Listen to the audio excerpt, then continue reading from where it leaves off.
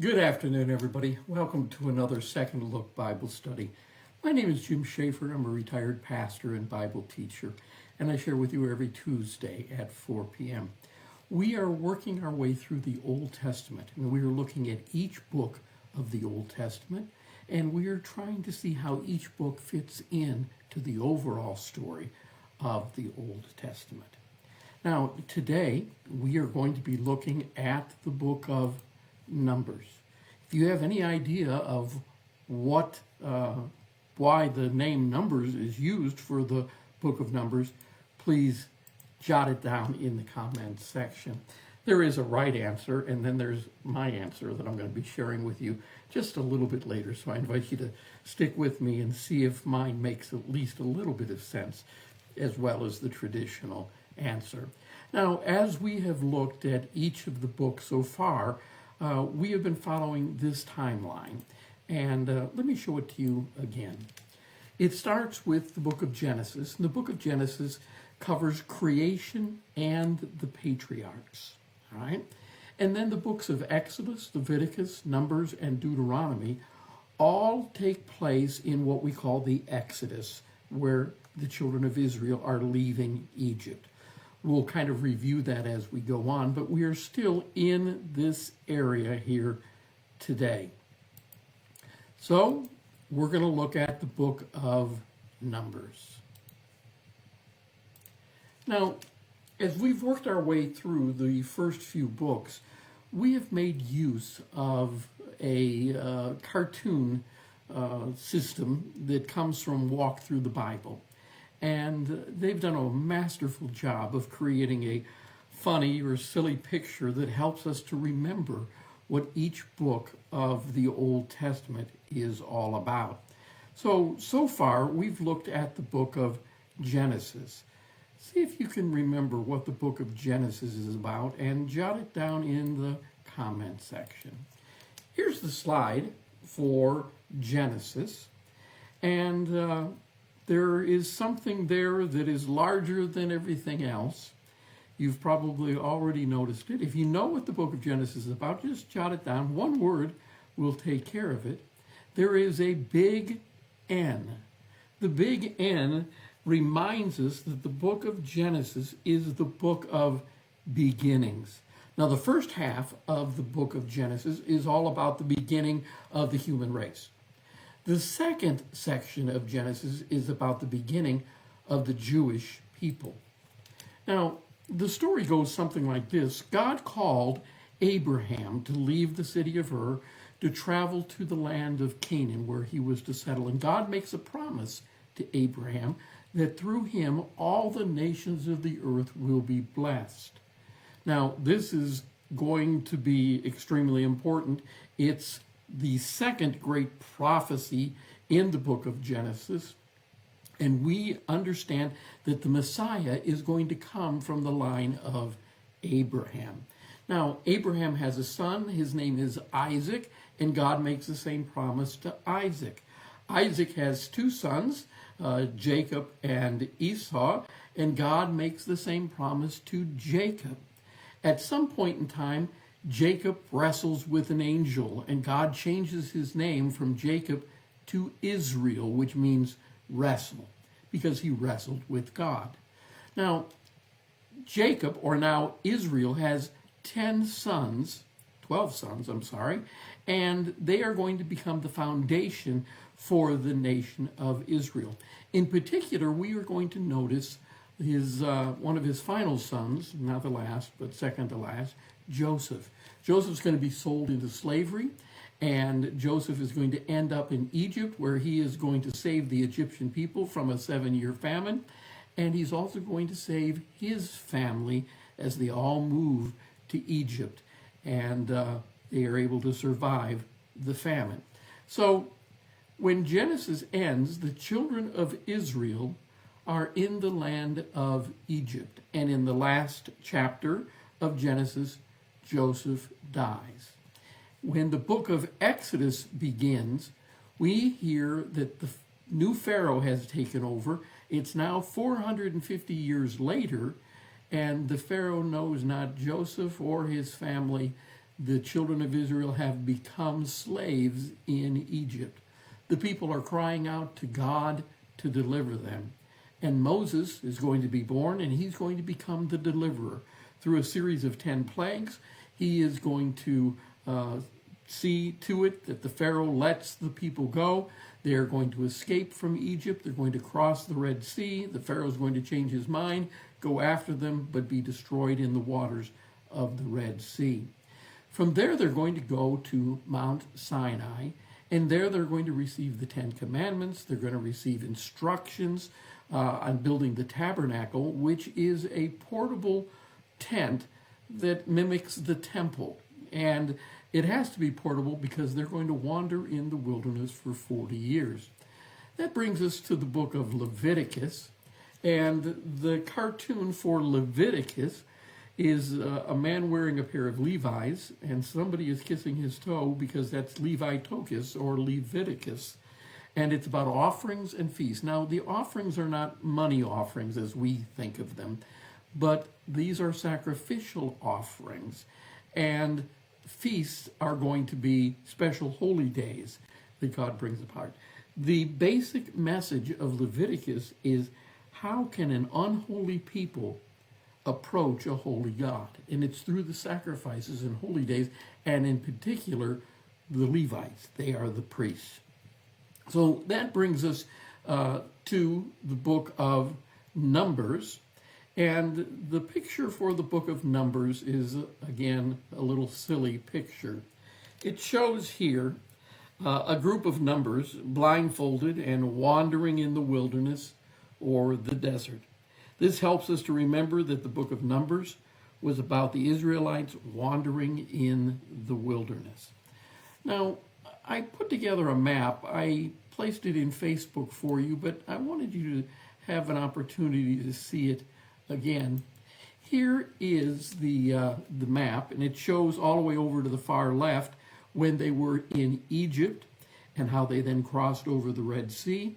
And they come down into kind of the U shape there, and that is Mount Sinai, where they're going to receive the 10 Commandments and everything else. Now, the book of Numbers is going to take place once they leave Mount Sinai, and they're going to travel up until they come to an area called Kadesh Barnea. Now, Kadesh Barnea is the city in which the Israelites are going to launch a spy mission into the land of Canaan. The land of Canaan can be seen there in the pink above that area. Now, one of the things that we learn about in the first 2 chapters, or the first 3 chapters of Numbers, is about Israel's encampment around the tabernacle. Now, the book of Numbers gets its name from 2 censuses that are taking place of the Israelites. One happens at the beginning of the book and one near the end, the numbering. And again, the idea here was to number all of the able-bodied men, because they're going to be going into the land of Canaan, and they're going to have to fight to take back the land that was originally theirs. And again, they need to be prepared for that. So they take a census to determine how many men are going to be there. And this wandering in the wilderness is going to take about 38 years. And it's going to include various laws and the censuses and the narratives of rebellion and leadership problems. In chapters 2 and 3, we read about this encampment. And you will notice from the diagram there that you've got the tabernacle in the middle. Again, that's the portable temple. Around the tabernacle are going to be the Levites. And there's 4 different groups of Levites that will surround the tabernacle. From there, on each side of the tabernacle, are going to be 3 of the 12 tribes. Now, the total number of able-bodied men at that point in time was 603,550. Now, this number does not include the Levites or women or children. And you will notice that the Levites are there in the center and everybody else is around them. This is to illustrate how each tribe could only approach the tabernacle and God, by extension, through the Levites. That's the only way an unholy people can approach a holy God. But why do the children of Israel have to wander in the wilderness? What is it that they do that causes them to have to wander? The length of time for them to travel from Mount Sinai to the Promised Land would have been about 11 days. But again, they end up having to wander for almost 40 years. Now, this is because of disobedience. It's why the children of Israel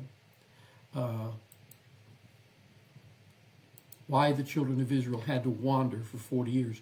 You'll notice the arrow is pointing to that city that I mentioned earlier, Kadesh Barnea, and it's there that they send out spies into the land of Canaan. And this is going to be told to us in chapters 12 and 13 of the book of Numbers. 12 spies are sent out to scout the Promised Land. The purpose of the spies was to see what kind of opposition they were going to face.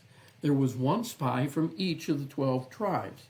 Again, you can see where this takes place by the arrow on the map. 10 spies return with negative stories about how there are giants in the land, and they don't see how they're able to defeat them. But 2 of the 12 spies come back with a good report, and they say, God is with us. God has already been with us. God has already delivered us from Egypt. God will help us to overcome the Canaanites and the Amorites. But the 10 spies catch the ear of the people, and the people are afraid to go in to the land of Canaan. Now, because of this, God shares a pronouncement, and it's found in Numbers chapter 14. Let's look at it together. God says, "Not one of those who saw my glory and the signs I performed in Egypt and in the wilderness, but who disobeyed me and tested me 10 times, not one of them will ever see the land I promised on oath to their ancestors. No one who has treated me with contempt will ever see it." Now, it's because of this disobedience that the children of Israel must wander in the wilderness. Now, what are these acts of disobedience? Well, Exodus covers an awful lot of them, so let's recount just a few. The Israelites complained to Moses when Pharaoh required them to make bricks without straw. They complained when they encountered the Red Sea with the Egyptian army approaching them. They complained that Moses had brought them out of Egypt just to die. They complained a short time later at Marah about the bitter waters. They complained twice in the wilderness of Sin. The first time because there wasn't enough food, and the second time because they weren't allowed to collect the manna that God sent for food on the Sabbath. They complained about thirst and a lack of water at Rephidim. They disobeyed at Mount Sinai by worshiping the golden calf. Most of these now are recorded in the book of Exodus. Now, in spite of the miraculous deliverance that God made for them in getting them out of Egypt, where he demonstrated his power through the 10 incredible plagues, they doubt that God is going to help them overcome the Amorites. Now, these acts of obedience will continue throughout the book of Numbers. For example, in Numbers chapter 11, the Israelites complain about their hardships, and God sent fire to consume some of the outskirts of the camp. They also expressed dissatisfaction with the manna, longing for the food they had in Egypt. In response, God sent quail, but he also sent a severe plague. In Numbers chapter 12, Miriam and Aaron spoke against Moses because of his Cushite wife and questioned his leadership. As a result, Miriam was struck with leprosy, but later healed after Moses' intercession. In chapters 13 and 14, as we've already talked about, the 12 spies are sent out, and 2 of them brought back a good report, but 10 brought back the negative report. God punished them by decreeing that they would wander in the wilderness for 40 years until that generation had died out, except for the 2 spies that brought back positive reports. They were Joshua and Caleb. They had remained faithful. In chapter 16, Korah, Dathan, and Abiram led a rebellion against Moses and Aaron, challenging their leadership. And God responded by causing the earth to open up and swallow the rebels and their households. And a fire consumed 250 men that had been offering incenses. In Numbers 20, at Meribah, the people complained about the lack of water. God instructed Moses to speak to the rock, but instead he struck the rock with his staff. Though water flowed from the rock, God even punished Moses and Aaron for their disobedience by forbidding them to enter the promised land. In the book of 1 Corinthians chapter 10, verse 4, we're told that that rock was Jesus Christ. In Numbers chapter 21, the Israelites again spoke against God and Moses, leading to an outbreak of venomous snakes. Many people died from snake bites until Moses interceded and God instructed him to make a bronze serpent. And those who looked at the bronze serpent were healed. Jesus uses this story as an example in John 3, verses 14 and 15. It says, just as Moses lifted up the snake in the wilderness, so the Son of Man must be lifted up, that everyone who believes may have eternal life in him. In Numbers chapter 25, at Baal Peor, the Israelites engaged in idolatry and immoral behavior with Moabite women worshiping the god Baal. God's anger was kindled, resulting in a plague that killed 24,000 Israelites. Phinehas, the grandson of Aaron, stopped the plagues by taking decisive action against the offenders. Now, as I mentioned earlier, the journey from Mount Sinai to the Promised Land should have taken approximately 11 days. But because of their disobedience and lack of faith, they had to wander in the wilderness for 40 years. So, the overall picture of the book of Numbers is this idea of constant disobedience and how, as a result, they had to wander in the wilderness. What I think is really incredible here is what God does. We see that while God punishes the children of Israel, he nevertheless fulfills his promise of deliverance to their children. A great example of this is found when God uses a pagan prophet by the name of Balaam. Now, you've probably heard this story, but let me give you a little sneak peek here. This story is found in Numbers 22 and 23.